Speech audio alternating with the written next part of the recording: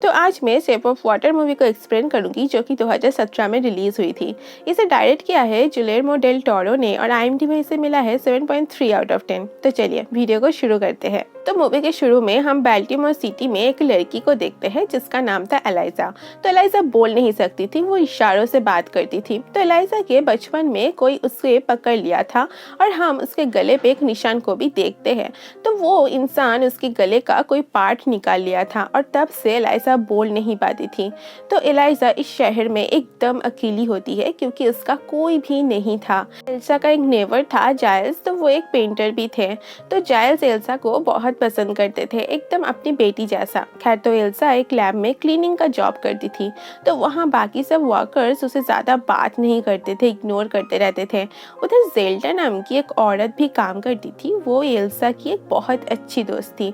Zelda Elsa को अच्छे से समझती थी। तो एक दिन जब सभी काम कर रहे थे तभी एक ऑफिसर आकर सभी को बोलता है कि हमारे इस लैब में आज एक बहुत खास चीज़ आने वाली है जो आज तक लैब में नहीं आई, और ये चीज़ बहुत ज़्यादा महंगा भी है।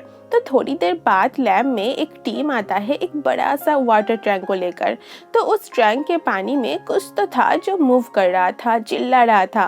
तो फिर बाकी लोग आकर उस ट्रंक को एक दूसरे लैब हॉल में लेकर जाते हैं। तो नेक्स्ट डे जब एलाइजा और जेल्डा सफाई कर रहे थे तब जहाँ उस ट्रंक को रखा हुआ था वहाँ से आवाज़ आ रही थी। तो उस वाले रूम से एक आदमी बाहर आता है, उसका नाम था कर्नल रिचर्ड। तो वो इन सब की लीड थे। तो कर्नल के हाथों में खून आ रहा था, तो कर्नल के बाकी साथी आकर उसे वहां से लेकर जाते हैं। फिर एलाइजा और जेल्डा को कहा जाता है कि उस रूम को क्लीन करने के लिए। तो जब वो दोनों सफाई करने जाते हैं तो पूरे रूम में खून ही खून था और एलाइजा को कटी हुई उंगलियां भी मिलते हैं जो शायद उस कर्नल के होंगे। तो एलाइजा उस उंगली को एक पैकेट में रखती है जहाँ जेल्डा किसी को बुलाने चली जाती है। तभी एलाइजा उस लैब में एक वाटर ट्रंक के अंदर एक अजीब क्रिएचर को देखती है जिसका इंसानों की तरह ही 2 हाथ और 2 पैर थे। एल्सा उस ग्लास के ऊपर हाथ रखती है तब वो क्रिएचर भी ऐसा करता है। तो तभी जेल्डा के साथ एक आदमी आ जाता है और वो क्रिएचर तुरंत पीछे हट जाता है। तो नेक्स्ट डे फिर से एलाइजा उस लैब के अंदर जाती है जहाँ एक बहुत बड़े पूल में वो क्रिएचर था। तो एलाइजा पूल के साइड में बैठ जाती है और अपने साथ लाया हुआ एक अंडे को लेकर एक स्पून से आवाज़ करती है, जिससे सुनकर वो क्रिएचर पानी से बाहर आ जाता है। उसे देखकर एलाइजा उस अंडे के छिलके को उतार कर उस क्रिएचर को अपने हाथों से देना चाहती थी, बट वो क्रिएचर उसे डर रहा था। सो एलाइजा उस अंडे को पास में रख देती है जिससे क्रिएचर ले लेता है और फिर से पानी के अंदर चला जाता है और एलाइजा भी लैब रूम से बाहर चली जाती है। देन एलाइजा और जेल्डा को कर्नल अपने ऑफिस रूम में बुलवाता है और ये कहता है कि तुम लोगों का काम है लैब की साफ सफाई करना और ये सब होते ही तुम लोग वहाँ से चले जाना, ज़्यादा देर तक नहीं रुकना, क्योंकि हम एक क्रिएचर को यहाँ पर लेकर आए हैं जो बहुत खतरनाक है और हम उस क्रिएचर को बहुत गंदे कीचड़ से उठाकर ले आए हैं और पूरे रास्ते हम एक दूसरे के दुश्मन भी बने रहे और इसीलिए तुम दोनों भी उससे दूर रहना। बट एलाइजा इन सब को नहीं मानती और फिर से वो वहाँ पर चली जाती है। आज अपने साथ एक म्यूजिक सिस्टम भी लेकर आई थी जिससे आवाज़ पैदा होती है। तो एलाइजा म्यूजिक प्ले करके आज भी एक अंडा साइड में रख देती है और एलाइजा अपना लंच करने लगती है। तभी क्रिएचर भी पानी से बाहर आता है और वो अंडे को खा लेता है और ऐसे ही सिलसिला चलता रहता है। अब वो दोनों एक दूसरे के साथ इशारों में बात करते थे। एलाइजा और वो क्रिएचर के बीच धीरे धीरे एक अच्छी फ्रेंडशिप हो जाती है जिससे एलाइजा बहुत खुश थी, क्योंकि हम जानते हैं कि एलाइजा बहुत अकेली थी। उसके ज़िंदगी में जाइल्स और जेल्डा के अलावा कोई भी अपना नहीं था और एलाइजा इस नए दोस्त को पाके बहुत खुश थी और एलाइजा को कभी बुरा नहीं लगता था ये सोचकर कि वो एक क्रिएचर है, पानी का कोई इंसान नहीं। हर रोज़ लंच टाइम में एलाइजा उसे मिलती रहती है और दोनों एक दूसरे के साथ एक अच्छा टाइम स्पेंड करते थे। ऐसे ही एक दिन वो दोनों बातें कर रहे थे तभी डॉक्टर रॉबर्ट आ जाता है और डॉक्टर रॉबर्ट इस क्रिएचर के बारे में रिसर्च कर रहे थे।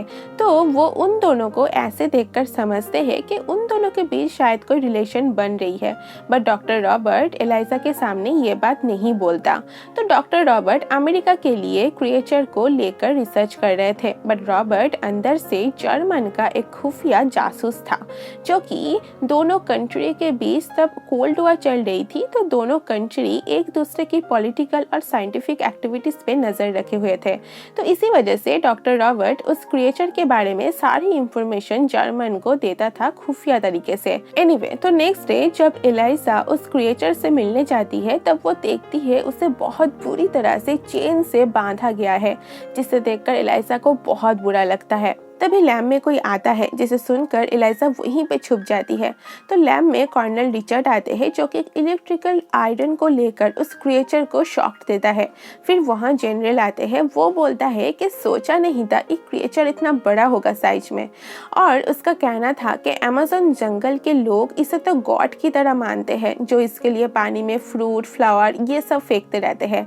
तो कर्नल का कहना था कि अगर उनको इसके बारे में जानना है तो इसको मारना पड़ेगा, क्योंकि अगर इसे नहीं काटा गया तो वो लोग इसके ऊपर रिसर्च कैसे करेंगे।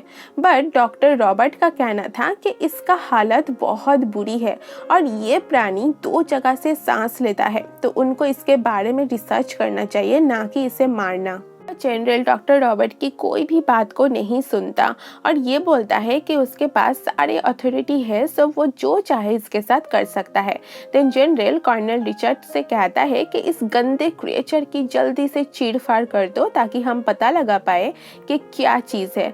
और यहाँ डॉक्टर रॉबर्ट को बहुत बुरा लगता है उस क्रिएचर को लेकर। हालांकि रॉबर्ट एक जासूस थे, बट उसके अंदर इंसानियत थी और वो ऐसे किसी BSO-1 को मरते हुए नहीं देख पाते। खैर, तो जो कि एलिजा वहीं पे छुपी हुई थी तो उसे भी सारी बातें मालूम हो चुकी थी और वो इसे टूट जाती है। दिन घर जाकर सारी बातें जाइल्स को बोलती है कि मैं उसे मरता हुआ नहीं देख पाऊंगी, वो मेरा दोस्त है, हम एक साथ बहुत बातें करते हैं, हंसते हैं, खेलते हैं, और वो बाकियों की तरह मुझे जज नहीं करता, मेरी कमियों को नहीं देखता, हम दोनों ही बोल नहीं पाते और एक दूसरे को समझते हैं। तो गाइस का कहना था कि हम नॉर्मल इंसान हैं, हम कैसे उसे बचा सकते हैं, क्योंकि जिसके पास वो है वो लोग बहुत पावरफुल है और हम कुछ नहीं है उनके सामने। ये बोलकर वहाँ से चले जाते हैं। इससे एलिजा बहुत सैड हो जाती है, बट जो कि गाइस एलिजा को बहुत प्यार करते थे तो फाइनली वो मान जाते हैं उस क्रिएचर को बचाने के लिए। इससे एलिजा बहुत खुश हो जाती है। देन वो दोनों प्लान बनाते हैं कि कैसे वो लोग उसे लैब से बाहर लेकर आएंगे। नेक्स्ट दिन एलिजा लैब में जाकर पहले तो सारे कैमरास को ऊपर की तरफ कर देती है ताकि किसी को ना पता चले। देन एलिजा बहुत सारे टॉवल्स को लेकर उस क्रिएचर के पास जाती है, बट उसे तो चेन से बांध के रखा था, जो खोलना एलिजा के लिए इम्पॉसिबल था। तभी वहाँ पर डॉक्टर रॉबर्ट आते हैं, जिसे देखकर पहले तो एलिजा घबरा जाती है। डॉक्टर रॉबर्ट तो खुद उस क्रिएचर को जिंदा देखना चाहता था, तो वो एलिजा को चेन खोलने के लिए चाबी दे देता है।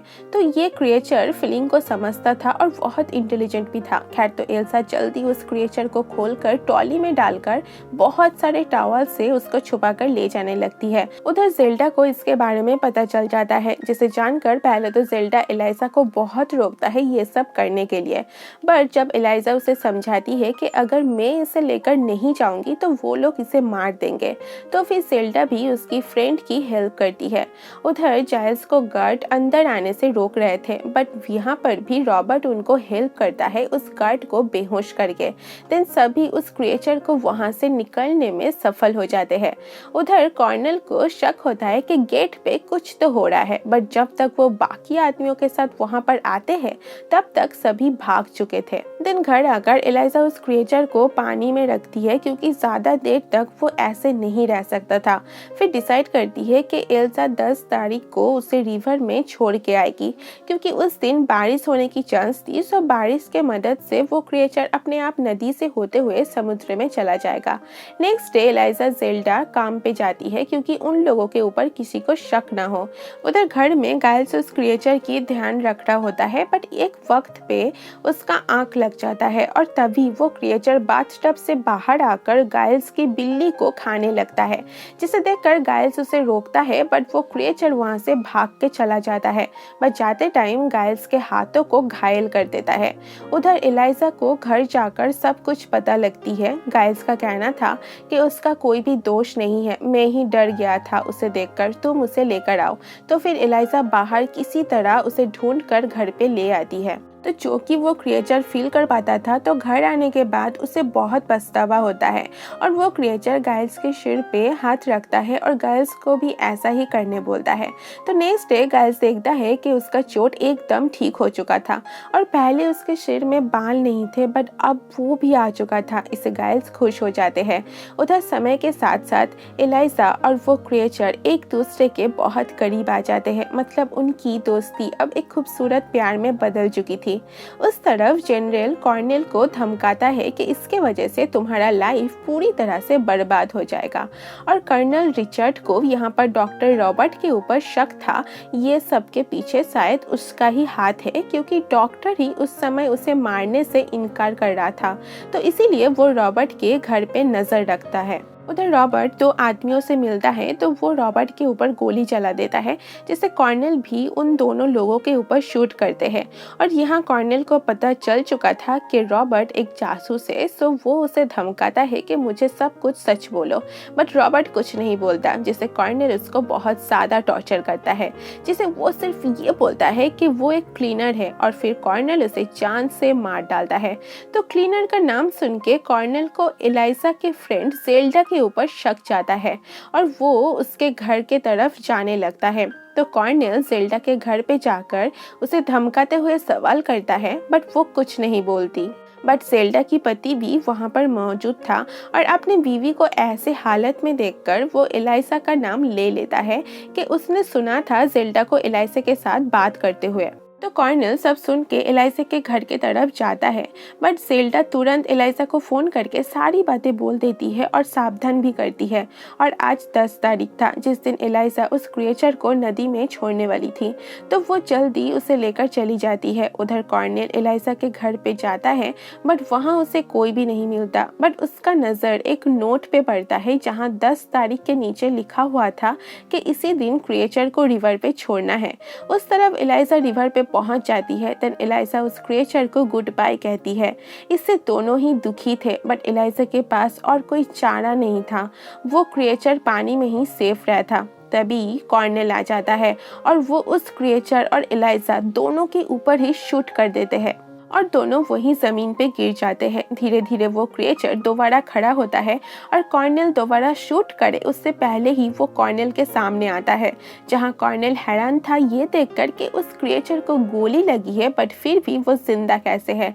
और तभी वो क्रिएचर उस कॉर्नेल को मार डालता है।